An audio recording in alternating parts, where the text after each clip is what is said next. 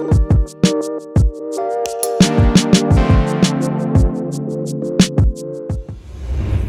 1. Hello Nya, boleh tak taparkan makanan untuk aku?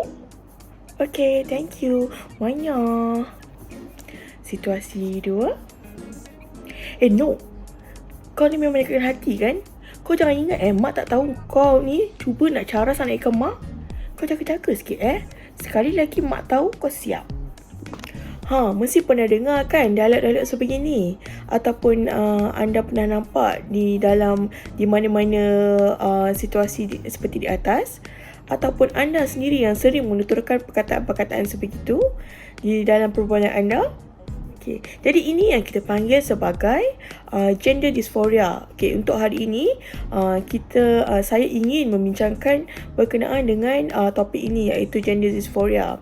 Apa itu gender dysphoria? Okay, dalam bahasa Melayu ni kita panggil sebagai kecelaruan jantina. Okay, so dia macam keliru, dia bercelaru sedikit. Okay, tapi kalau sebelum ini kita panggil gender dysphoria ini, ataupun lebih famous dipanggil sebagai gender identity disorder. Akan tetapi ia telah direvise dan juga perkataan disorder itu telah dibuang dan digantikan dengan dysphoria. Ini bagi mengelakkan stigma. Okey, kalau mengikut statistik daripada Diagnostic and Statistical Manual of Mental Disorders 5th edition, sebanyak 0.005% hingga 0.014% populasi adalah daripada lelaki, dan juga wanita pula adalah terdiri daripada 0.002% hingga ke 0.003%. So ini jelas menyatakan bahawa lelaki itu lebih cenderung untuk mengidap gender dysphoria. Isu gender dysphoria ini saya rasakan ia amat dekat sekali dengan komuniti kita yang mana mungkin masyarakat kita yang pelbagai ini mungkin pernah terjadi ataupun telah terjadi dan sedang terjadi di dalam kalangan ahli saudara mara kita ataupun ahli keluarga kita sendiri. Tapi sebelum itu, apa sebenarnya gender dysphoria ini? Bagi yang menghadapi isu gender dysphoria ini, seseorang individu itu merasakan yang dirinya terperangkap di dalam tubuh manusia yang lain sejak lahir. Sebagai contoh, dia rasa dia sepatutnya menjadi lelaki sejak lahir, ataupun dia sepatutnya menjadi wanita sejak kecil lagi. Jadi, akibat daripada perasaan yang terperangkap ini, dia akan menyebabkan keresahan ataupun rasa tidak selesa yang serius kepada individu yang terbabit. Rasa resah je, tidak selesa dengan diri sendiri, fikir dia bukan dilahirkan sebagai lelaki tapi sebagai wanita. Lagi memburukkan keadaan jika keresahan itu semakin serius, individu itu boleh menghidap masalah kesihatan mental yang lain yang lebih serius, seperti kemurungan, kerisauan melampau ataupun sebagainya, sehingga ada yang cuba untuk membunuh diri sendiri.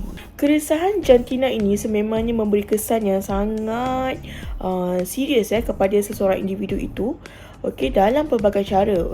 So ia akan merubah cara hidup seseorang itu, cara individu itu mengekspresikan diri dia melalui perbuatan, pemilihan berpakaian dan juga imej kendiri dia. So mungkin dari segi pakaian tu dia bertukar.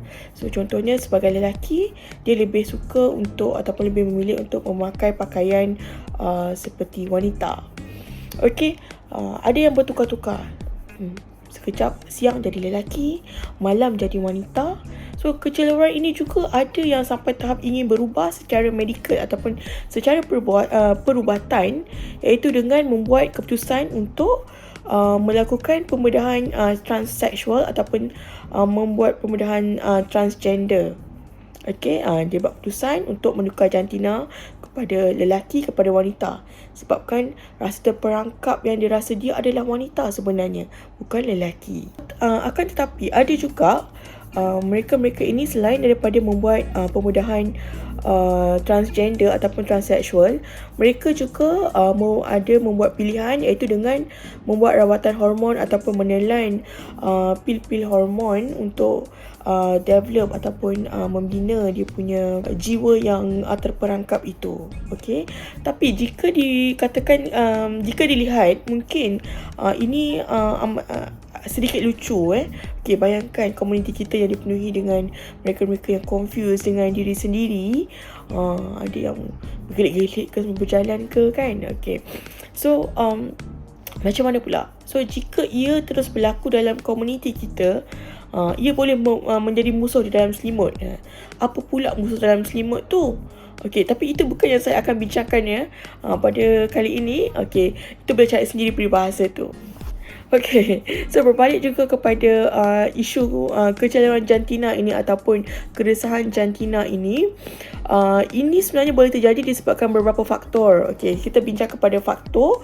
Antara faktor yang sering dikaitkan dengan GD ini ataupun kecelaruan jantina ini adalah dari segi genetik yang abnormal, iaitu daripada segi kromosom itu sendiri.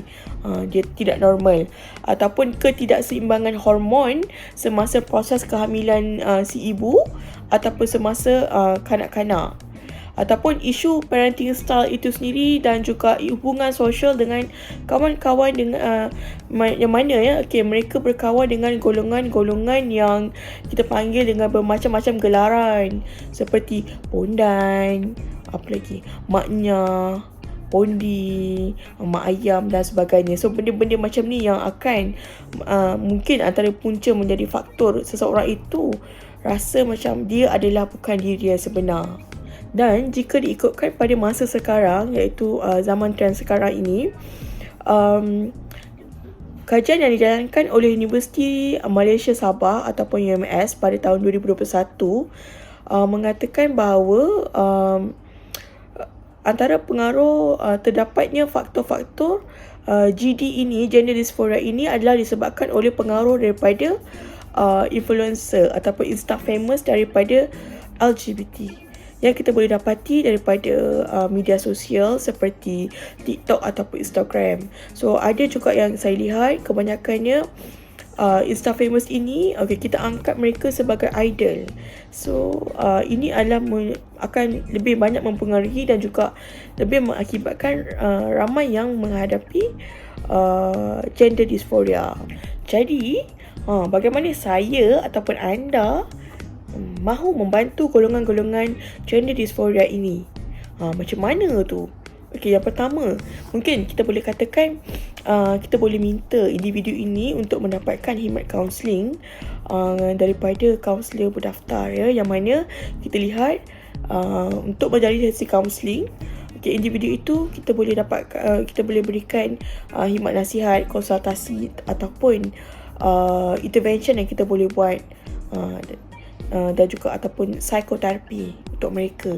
Dan juga kita boleh juga dapatkan dari segi yang pakar yang lain, iaitu daripada segi perubatan. Macam mana kita boleh membantu mereka.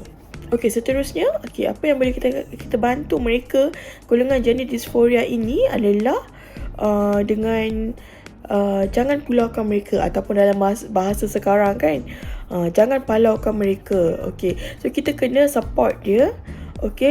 Bagi moral support, bagi social support kepada individu-individu ini untuk kembali kepada yang asal. Jadi untuk terakhir kalinya, saya ingin katakan, jaga-jaganya Mak Caras lah tiba. Sehingga bertemu lagi untuk sesi seterusnya dalam video yang akan datang. Terima kasih.